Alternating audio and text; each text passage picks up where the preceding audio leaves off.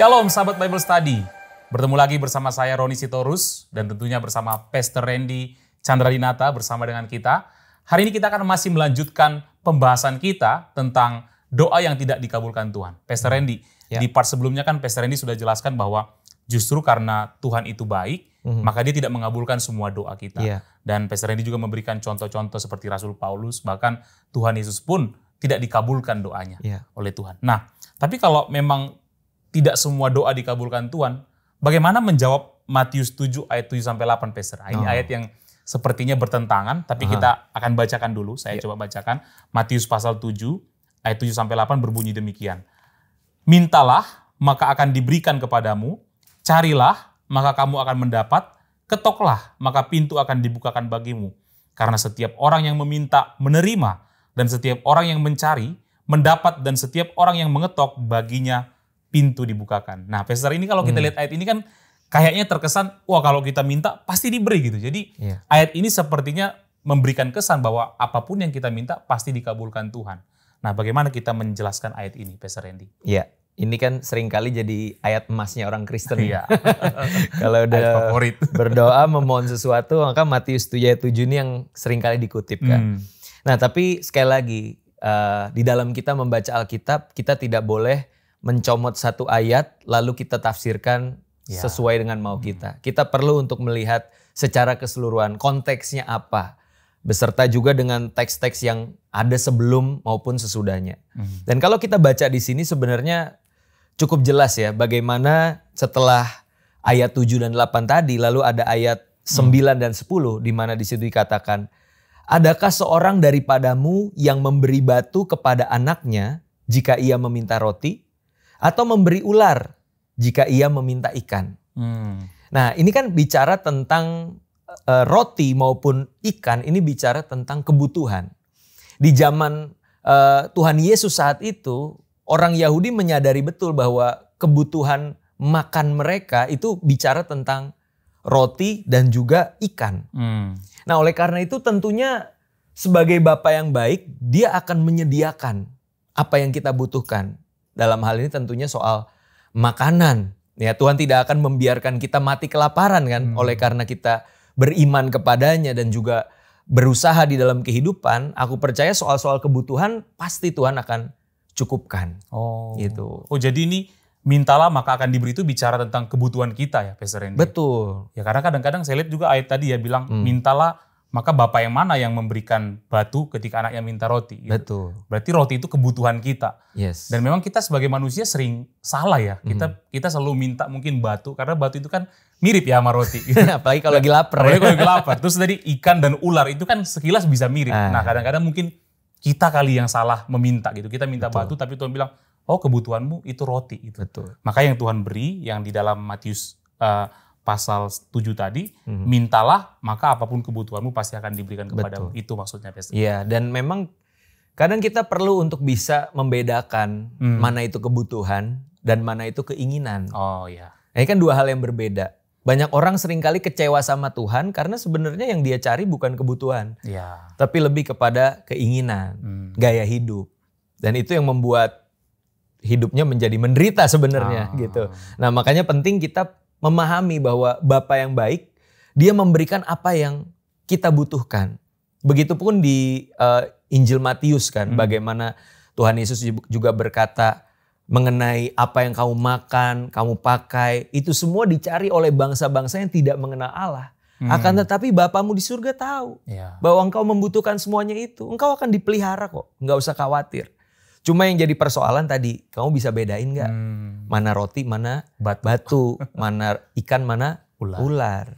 Nah berikutnya setelah kita mengetahui apa yang menjadi kebutuhan kita, di ayat 11 kemudian dilanjutkan juga. Jadi jika kamu yang jahat tahu memberi pemberian yang baik kepada anak-anakmu, apalagi Bapamu yang di surga, ia akan memberikan yang baik kepada mereka yang meminta kepadanya. Nah bicara tentang pengabulan doa, tentunya Bapa di surga adalah Bapa yang baik dan dia yang paling tahu apa yang terbaik bagi anak-anaknya. Nah masalahnya di sini seringkali kan kita yang suka berasumsi, baik menurutku itu seperti ini loh Tuhan.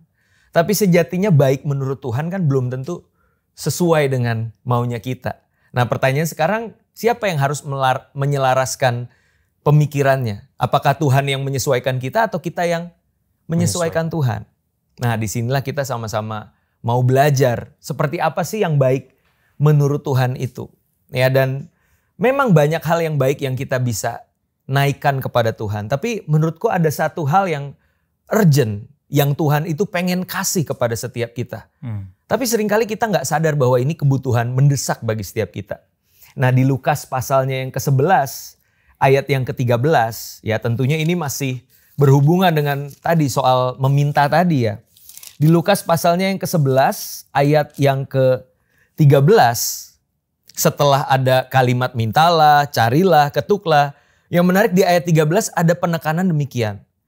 Jadi jika kamu yang jahat tahu memberi pemberian yang baik kepada anak-anakmu, apalagi Bapamu yang di surga, Ia akan memberikan Roh Kudus kepada mereka yang meminta kepadanya. Yang baik menurut Allah itu bicara tentang bagaimana kita memiliki Roh Kudus di dalam kehidupan kita. Kita memiliki sebuah keintiman dengan Dia, berjalan di dalam pimpinannya day by day. Itu kan sebuah kebutuhan utama bagi setiap kita orang Kristen. Tapi seringkali yang kita fokuskan apa? Ya perkara-perkara duniawi.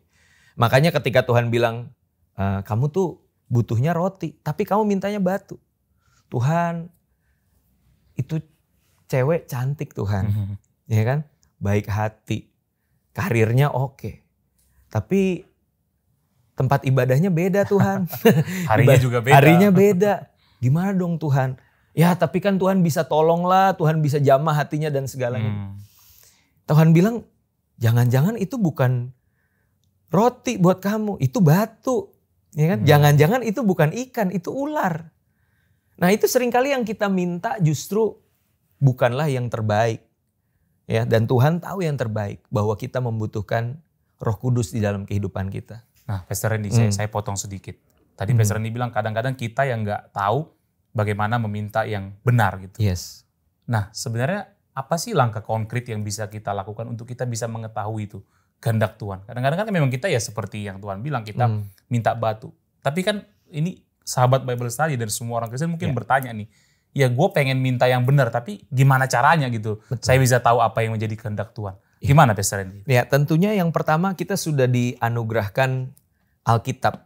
Ya, kitab suci ini sebagai pedoman di dalam kehidupan kita. Inilah pelita bagi langkah kita, terang bagi jalan kita. Dan bagaimana kita bisa mengetahui isi hati Bapa, seleranya Tuhan. Tentunya lewat kebenaran firman Tuhan kan. Makanya Roma 12 ayat 2 berkata, janganlah kamu menjadi serupa dengan dunia ini, tetapi berubahlah oleh pembaharuan budimu. Supaya kamu dapat membedakan mana kehendak Allah, apa yang baik, yang berkenan, dan yang sempurna.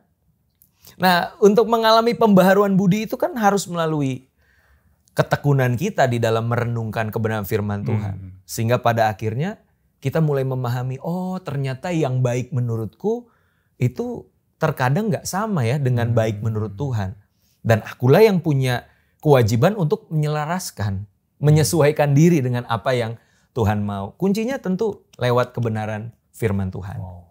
Jadi firman Tuhan sudah menjelaskan tentang profilnya Tuhan, ya kita pelajari di sana. Dan saya percaya Tuhan juga akan tolong kita untuk mengerti firman-Nya. Ya, karena Roh Kudus bekerja di situ. Ya, wow, thank you Pastor Randy. Dan belum selesai Pastor Randy, masih ada pertanyaan. Tadi kan kita bahas Matius pasal 7 ya. Nah saya mau bahas ayat lain Pastor, yang terkesan bertentangan dengan yang Pastor jelaskan tadi. Ya. Ayatnya dalam Yakobus 5 ayat 16, saya bacakan ayat ini. Dan mungkin ini ayat favorit sahabat Bible Study juga ya. Doa orang yang benar, bila dengan yakin didoakan, sangat besar kuasanya. Nah ini kan kalau kita baca sekilas seolah-olah, ya kalau kita doa orang benar, berdoa dengan yakin, pasti besar kuasanya, pasti dikabulkan Tuhan.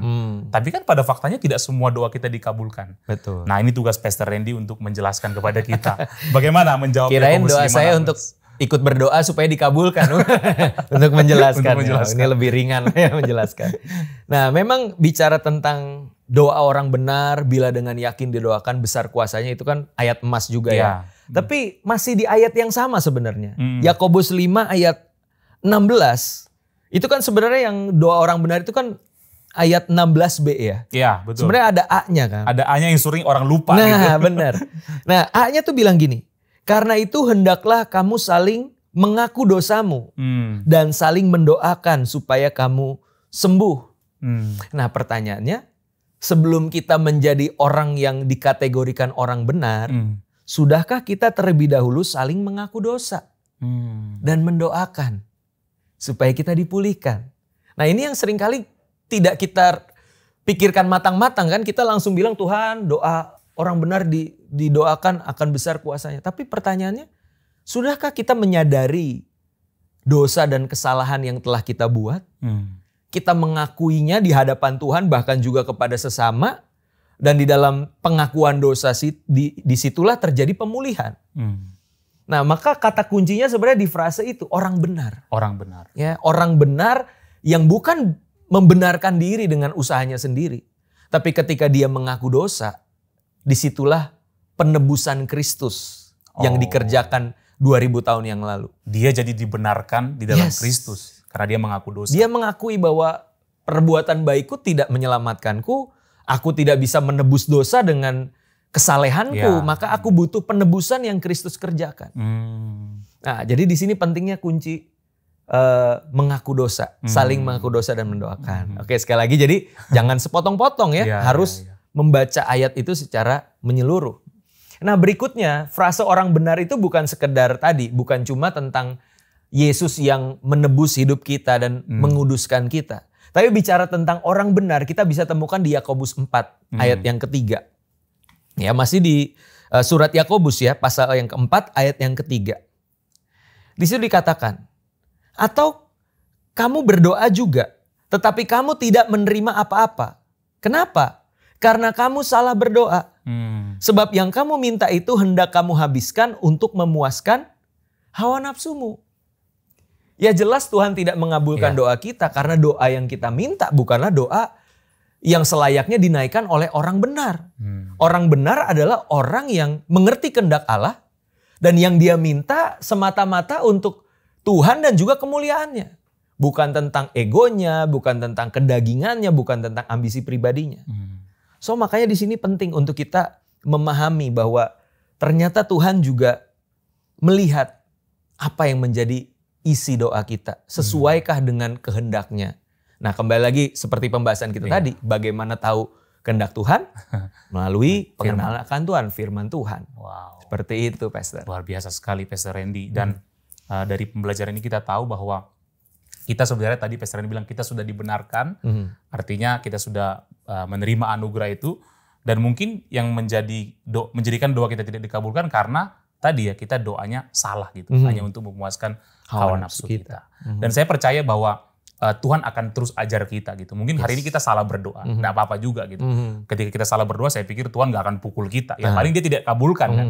Tapi dalam proses perjalanan hidup saya percaya kalau kita makin kenal firman-Nya seperti Pastor yang dibilang tadi, maka kita akan makin mengerti kehendak Tuhan. Kita akan makin tahu apa yang kita minta kepada Tuhan. Betul. Dan lagi gini, ketika Tuhan menjawab tidak ataupun tunggu, kita tidak lagi datang seperti anak kecil yang ngambek, yang komplain, kenapa sih Papa gak pernah kabulin apa yang aku minta. Tapi kita dengan satu pemikiran bahwa Engkau Bapa yang turut bekerja di dalam segala sesuatu untuk mendatangkan kebaikan bagiku. Wow. Termasuk dari jawaban ya maupun tidak, maupun tunggu. Semua pasti yang baik, yang terbaik dari Tuhan bagi kita. Wow, super sekali Pastor Randy. Terima kasih banyak untuk pembelajaran yang saya percaya pasti menambah wawasan setiap peserta Bible Study, setiap pemirsa kita. Yes. Terima kasih Pastor Randy sekali lagi. Sama-sama. Sahabat Bible Study, jangan kemana-mana, tetap saksikan program Bible Study karena kita tidak berhenti di episode ini saja. Kita masih akan ketemu di episode-episode berikutnya tentu dengan pembahasan-pembahasan yang hangat, yang panas dan tentu berdasarkan Alkitab. Sampai ketemu lagi, Tuhan Yesus memberkati. Bye-bye.